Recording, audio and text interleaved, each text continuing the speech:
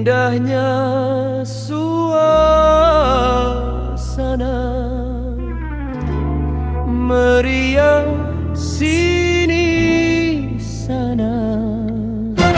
Semua berdebar rasa menunggu pengumuman raya.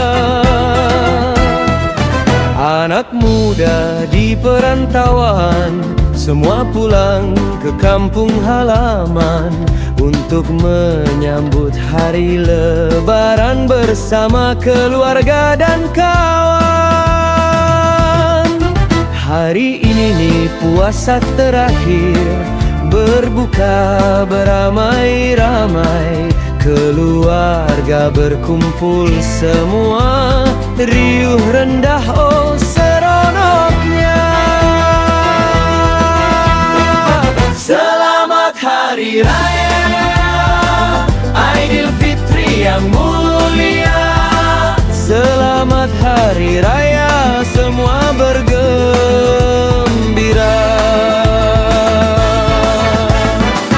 Kunjung mengunjung rumah ke rumah, menziarahi jiran saudara mara, bersalaman memohon maaf, semoga terhapus dosa. Selamat Hari Raya Aidilfitri yang mulia.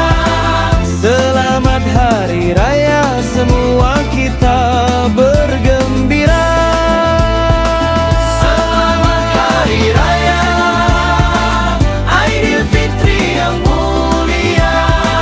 Selamat Hari Raya, semua kita bergembira.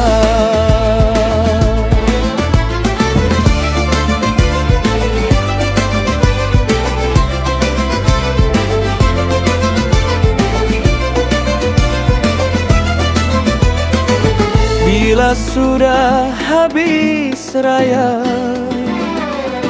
semua pulang ke kota.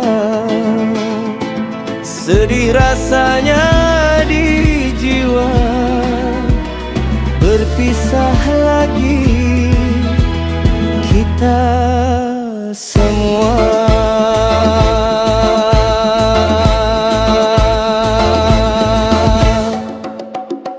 Selamat Hari Raya Aidilfitri yang mulia. Selamat Hari Raya, semua bergembira.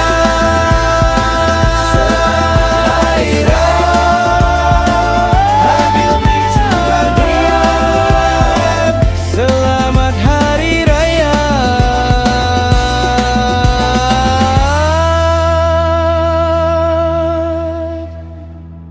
Semua kita bergembira.